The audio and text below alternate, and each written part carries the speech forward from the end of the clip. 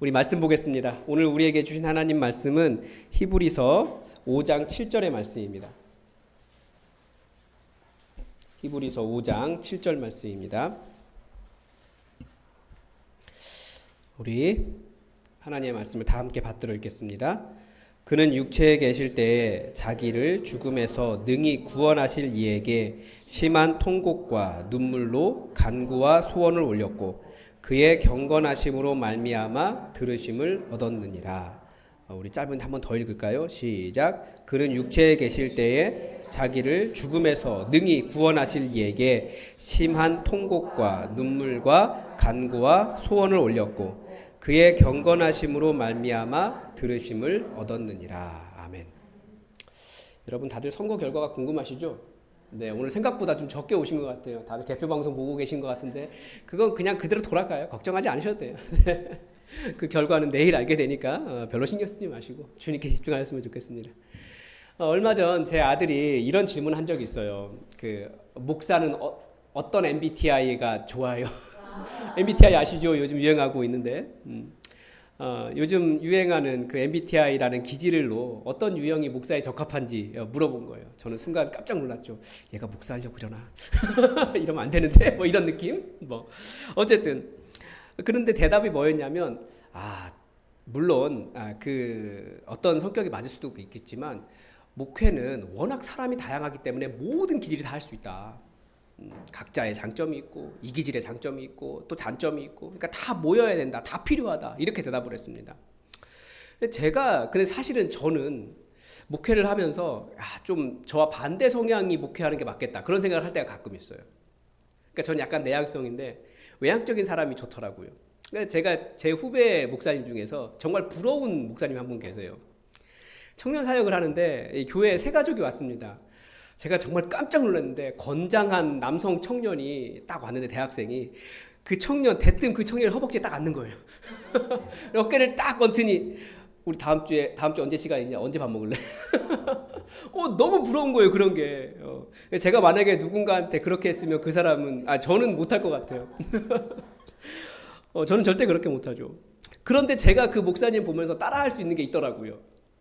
그 목사님이 그래 제가 지금도 따라하는 게 있어요. 그분은 교인 중에 누가 밥을 사주시면 저 같으면 잘 말하지 못했는데 그 목사님은 밥 먹고 딱 나오자마자 감사 인사 딱 하고 감사합니다 인사하고 바로 뭐라고 하는 줄 아십니까? 장로님 다음에 언제 먹을까요? 제가 이건 열심히 따라하고 있어요. 이건 할 수 있겠더라고요. 다 좋아하고 너무 좋아 보여요. 그러니까 저는 저와 반대 성향을 좋아하는 거죠. 그런데 반대로 그 후배 목사님은 또 저를 그렇게 부러워하는 게 있어요. 왜 그럴까요? 교회 안에 다양하기 때문에 그래요. 그리고 사역도 다양하고요. 성격도 다양하고요. 그래서 우리에게 필요한 것은 뭐냐? 당신은 왜 이걸 못하고 부족합니까? 라고 말하는 것이 아니고 서로 부족함을 이렇게 보완해 가면서 사는 거죠. 그러니까 교회는 그래서 연합이 좋은 거고 오죽했으면 연합하여 동거하는 것이 그렇게 아름답냐고 이야기하겠습니까? 그래서 저희 교수님이 저에게 해주신 말씀이 있어요. 연합이 사실 제일 어렵더라. 연합은 좋은 것처럼 보이잖아요. 저희 교수님이 유학하면서 유학생 교회들은 사실은 교회 설립된 횟수만큼 나눠지거든요. 그런데 연합하는 게 그렇게 이제 구약 교수로서는 좋은 거예요, 마음이. 그래서 어떤 교회가 두 개 교회가 연합한다더라. 그래서 그런 목사님 참여하시겠습니까? 그래서 연합은 좋은 거죠. 그래 참여하겠습니다.라고 했더니 그렇게 싸우더니 두 개가 네 개가 됐답니다. 연합이 그렇게 어려운 거예요. 그래서 뭐가 필요할 걸까요? 그래서 우리가 정말 서로를 내 몸이다라고 생각할 줄 아는 마음이 필요한 거예요. 그리스도인에게는. 내 몸, 서로를 바라볼 때 내 몸. 그게 교회라는 거죠. 설교가 여러분 잘 이해하시겠죠? 네.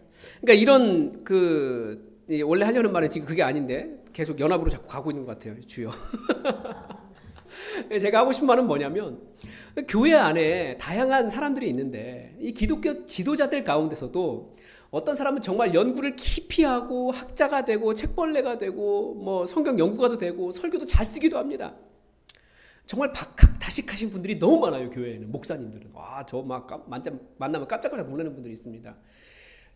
제가 지금도 기억나는 분이 계세요. 이렇게 영화 몇 년도에 무슨 영화 나왔고 배우와 감독과 우리나라뿐만 아니라 해외까지 다 줄줄줄 나오시는 분이 계셨어요.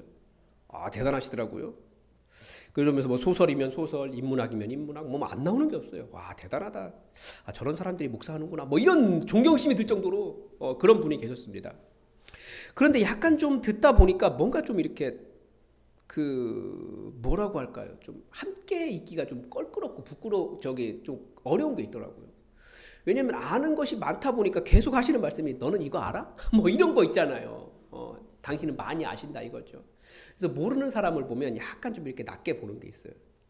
그러다 보니까 이제 뭐 존경하는 목사님도 사실은 낮게 보고 누구 존경하는 사람도 없고 뭐 누군가를 그렇게 생각하는 게 없는 거예요. 자기가 가장 많이 아니까. 반대로 어떤 사람은 또 그렇게 이렇게 열심히 학문적으로 파는 사람도 있고 반대로 어떤 사람은 활발하게 대중적으로 사역하시는 분들도 계십니다.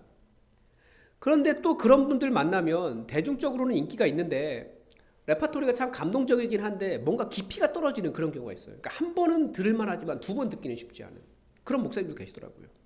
그러니까 흥미도 있고 감정도 일어나는데 이 신앙생활에 더 깊이 나아가는데 어려움이 있다라는 것을 느낍니다. 이런 너무나 부러운 재능들을 많이 가지고 있는데 왜 사람이 이렇게 피상적이고 만나는데 뭔가 이렇게 진중한 맛이 없지? 라고 생각되는 아쉬움이 계속 들더라고요. 그러니까 겉으로 드러나는 것, 뭔가 학문적으로 채우고 뭔가 이렇게 잘하는 것 같은데 사실 왜 그렇겠습니까? 이 하나님과의 개인적인 관계는 그분들의 사역에서는 어떤 중요한 자리를 차지하지 못하고 있다는 느낌이 드는 거예요. 아, 많이 아시네요. 존경스럽습니다. 잘하시네요. 존경스럽습니다. 그런데 정말 우리가 보고 싶은 것은 뭡니까? 하나님과 깊은 관계가 있어서 그 하나님과의 깊은 관계 속에서 나오는 어떤 위로와 그 말씀과 그 어떤 사람으로서의 경륜 뭐 이런 것이 우리는 그런 걸 보고 싶어 하는 거잖아요. 그래서 우리 신앙은 절대 양보할 수 없는 그 어떤 것으로도 채울 수 없는 절대 가장할 수 없는 하나님과의 깊은 관계에서만 나오는 깊이라는 것이 있다라는 거예요. 그리스도인에게는. 우리 그리스도인은 그걸 갖춰야 돼요. 아무리 예배에 나와서 온 마음과 정성을 다해 하나님을 이렇게 예배하는 사람도 하나님과 깊은 그 기도의 관계가 없으면 열심히 하지만 스스로도 뭔가 자기도 부족함을 느껴요. 근데 사람 다 알거든요. 보면 어떻게 잘 설명되진 않는데 그런 게 있어요. 진짜 자신과 지금 온 정성을 다해 예배한다는 나 사이에서 괴리가 있죠. 찬양을 들 때도 그렇습니다. 노래는 잘 불러도 찬양의 깊이가 없는 경우를 느낄 때가 많아요. 근데 찬양 인도를 할 때마다는 아니고 어떤 때는 그걸 느끼고 어떤 때는 느끼지 못하는 때가 있는데 왜 그런지 알았어요. 제가 오늘 찬양한 게 주께서 높은 보좌에 이 찬양이었는데 제가 이 찬양을 이 자리에서 인도하기 전에 사실은 저는 더 많이 울면서 하나님이 이곳에 계시는구나. 이것을 깊이 경험하고 나서야 찬양을 할 수 있게 되더라고요. 그러니까 지금까지와의 찬양은 또 다른 거예요. 그게 뭡니까? 깊이더라고요. 그게 기도였던 거예요. 그러니까 우리는 말씀을 들을 때도 묵상할 때도 마찬가지입니다. 성경을 읽을 때도 이게 피상적이 되기도 하고 같은 말씀이 있는데 완전히 다르게도 느껴지는 거예요. 그래서 저는 이엔 바운즈가 그런 말을 했었거든요. 과학자는 자연에서 하나님을 잃어버린다. 목사는 성경에서 하나님을 잃어버린다. 이런 얘기를 했었거든요. 왜냐하면 설교에만 집중하다가 하나님 잃어버리는 거예요. 아니면 저 글 멋있게 써야지 하다 하나님 잃어버리는 거예요. 아니면 설교할 게 너무 많아요. 그럼 설교를 찍어내다가 하나님을 잃어버리는 거예요. 하나님과 깊은 기도 가운데 묵상하면서 하나님이 나오는 것이 아니라 그냥 앞에 선 사람의 그냥 멋있는 말이 나오는 뿐이죠. 멋있게 말할 수는 있지만 설교하다 하나님 잃어버릴 수 있다는 거예요. 근데 그리스도인도 마찬가지예요. 우리 모두가 다 마찬가지예요. 성도도 교회 활동 가운데 하나님을 잃어버릴 수 있다라는 겁니다. 초대교회는 이 문제를 아주 잘 알았던 것 같아요. 교회 역사에서 집사 직분이 어떻게 시작되었는지 그 기원을 여러분 다 아십니다. 처음에는 교회 안에 가난한 과부들을 섬기는 일을 사도들이 다 감당했는데 이 일이라고 하는 것이 그렇잖아요. 열심히 일하다 보면 진짜 중요한 걸 잃어버릴 때가 있어요. 열심히 일했는데. 그게 무엇이었습니까? 말씀과 하나님과의 깊은 관계였다라는 거예요. 그래서 그 일을 집사님들이 감당하고 사도들은 뭐 했습니까? 말씀과 기도에 집중할 수 있도록 했습니다. 잃어버리면 안 되는 일이니까. 그래서 초대교회는 사도들이 말씀과 기도에만 집중하도록 지원했다라는 거죠. 왜냐하면 정말 교회의 깊이는 어디서 나옵니까? 하나님과의 깊은 기도에서 나오기 때문에 그렇습니다. 그 사람이 가진 지식도 영향이 있을 수 있겠죠. 그 사람이 가진 기질도 영향이 있을 수 있을 거예요. 그 사람이 가진 성품도 중요할 겁니다. 그러나 기도에서 그 모든 것이 기도의 깊이에서 나오지 않으면 그것은 다 피상적이 됩니다. 절대 그 기도의 깊이는 그 어떤 것으로도 대체할 수 없는 것이라는 거예요. 그래서 성경을 보면 초대교회는 정말 기도에 집중하는 교회였습니다. 교회가 여러 공격을 받았지만 기도라는 길을 잃지 않았기 때문에 그들은 진짜 교회가 되었던 겁니다. 비록 부족한 건 많았어요. 환경도 별로 좋지 않았어요. 그 사도들이 무슨 배운 사람들입니까? 별로 배운 것도 없었어요. 초대교회 그 지도자, 그 공동체는 우리 잘 알잖아요. 창녀와 죄인들과 배우지 못한 사람들과 가난한 사람들과 여자들과. 그런데 거기가 왜 진짜 교회가 되었습니까? 그들의 깊이는 말씀과 기도에서 나왔기 때문에 그렇습니다. 그런데 오늘 말씀 보십시오. 오늘 말씀 뭐라고 되어 있습니까? 그가 누구죠? 예수님이시죠. 예수님도 어떻게 하셨대요? 육체로 계실 때에 자기를 죽음에서 능히 구원하실 이에게 심한 통곡과 눈물로, 이게 이해가 되십니까? 심한 통곡과 눈물로 간구와 소원을 올렸고 그의 경건하심으로 말미암아 들으심을 얻었느니라. 8절, 바로 8절에 설명하는 것처럼 그분은 누구십니까? 하나님의 아들이십니다. 하나님의 아들이라는 것은 그분도 하나님이시라는 뜻이에요. 그분이 기도하실 필요가 없다라는 거죠. 그분은 스스로 충만하신 분이십니다. 그럼에도 그분은 왜 기도하셨습니까? 그분이 왜 기도가 필요합니까? 육체로 계시면서 육체로 살아간다라고 하는 것은 하나님으로부터 오는 그 권능과 하나님께서 공급하시는 힘이 아니고서는 살아갈 수 없다라는 것을 예수님이 직접 보여주신 것입니다. 하나님 이외에는 절대 기도 이외에는 하나님의 권능을 경험할 수 없기 때문에 우리 예수님조차도 심한 통곡과 눈물로 그분의 소원을 아버지께 아뢰었다라는 거예요. 예수님 어떻게 기도하셨다고요? 심한 통곡과 눈물로. 이 부분이 매우 중요한 것 같아요. 기독교 역사가 깊어지면요, 교회는 기도를 하면서 심하게 울지 않습니다. 다들 멋있어지려고 해요. 영성 딱 이런 거 있잖아요. 이런 것 같은 거. 종 땡 치면 나는 평안하다 이런 거. 이걸 비하하는 게 아니에요. 영성 뭐 이런 걸 비하하는 게 아니고 영성에도 깊은 것이 있는데, 그런데 이 심한, 예수님이 보여주셨던 이 심한 통곡과 눈물을 잃어버리면 교회는 깊이가 없어요. 화려하고 현학적이고 때로는 좋은 말들 많이 넘쳐나지만 우리가 얼마든지 교회가 무엇이다 설교할 수 있잖아요. 우리 다 알잖아요. 몰라서 그럽니까? 아는데도 안 되잖아요. 왜 그렇습니까? 기도의 깊이가 없기 때문에 그래요. 정말 그 말씀을 이루기 위해서 예수님처럼 심한 통곡과 눈물을 흘리며 울어본 적이 없기 때문에 그래요. 그런데 초대교회는 말씀 한 구절 놓고 이 말씀이 이루어지기를 왜 제게는 이게 안 됩니까? 눈물을 흘리면서 간절히 기도하는 교회였다라는 거예요. 그래서 달라진 거예요. 그게 깊이였고.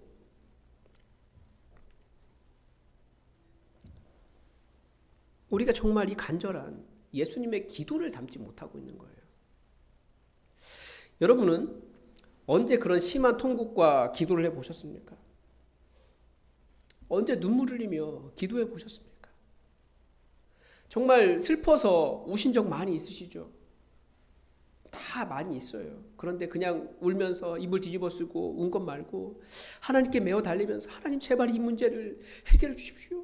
어떤 사람들이 해결할 수 있는 것 같은데 저는 못하겠어요. 오직 하나님만 해결할 수 있습니다라고 하나님께 눈물을 흘리며 물어보신 적 있으십니까?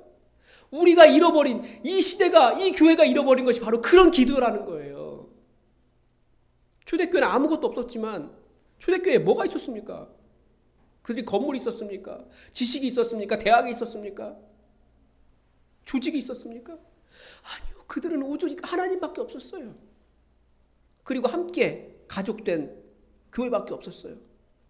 그렇지만 이렇게 심한 예수님 닮은 기도, 그 기도의 깊이에서 그들의 모든 그런 삶의 깊이가 같이 나왔다라는 거죠.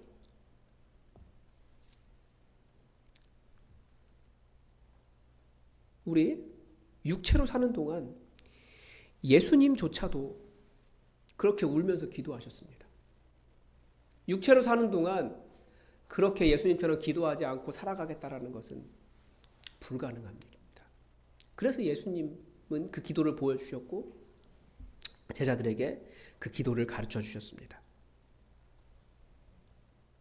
그냥 하나님도 기대하지 않고 하나님께서 도와주시면 감사하고 안 도와주셔도 대충 어떻게든지 버틸 수 있습니다.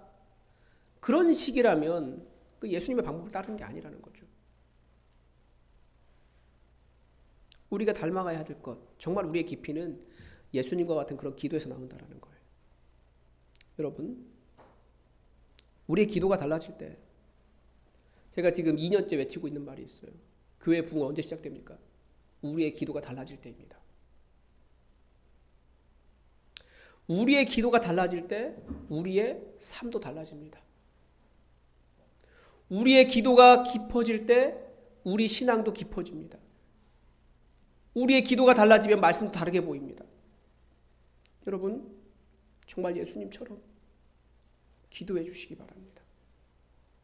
무엇을 위해 기도할까요? 정말 우리 교회가 하나님 나라가 되도록 기도해 주십시오. 우리가 한 몸이 될 수 있도록, 진짜 서로를 바라볼 때마다 우리가 한 몸이구나라는 것을 제대로 느낄 수 있도록 우리 기도합시다. 가정교회를 위해서 기도를 부탁을 드립니다. 다음 주에 제가 가정교회 목회자 세미나 다녀오려고 합니다. 가정교회에 대해서 몰라서가 아니라 다시 한번 처음부터 다시 배우고, 그래서 우리 교회 가정교회 좀 제대로 했으면 좋겠다라는 소원이 있어서 제가 다시 처음부터 시작하려고 합니다.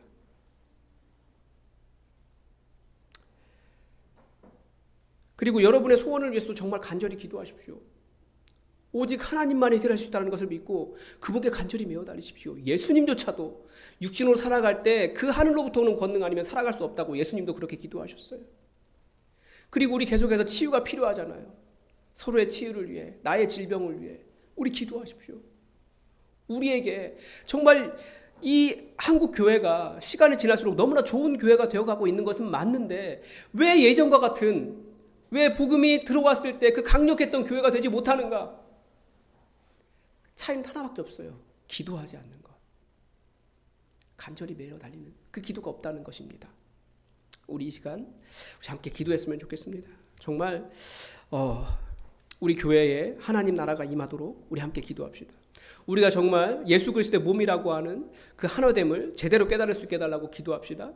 그리고 우리가 온전한 하나가 될 수 있도록 기도합시다. 우리 가정교회가 진짜 교회 될 수 있도록 성령님께서 역사하시는 그 초대교회가 될 수 있도록 여러분 기도해 주십시오. 또 여러분의 소원을 위해서도 기도하십시오. 여러분의 치유를 위해서도 기도하십시오. 주님께서 우리의 기도를 들으실 줄 믿습니다. 우리 간절하게 다 함께 주여 한번 부르고 기도하겠습니다.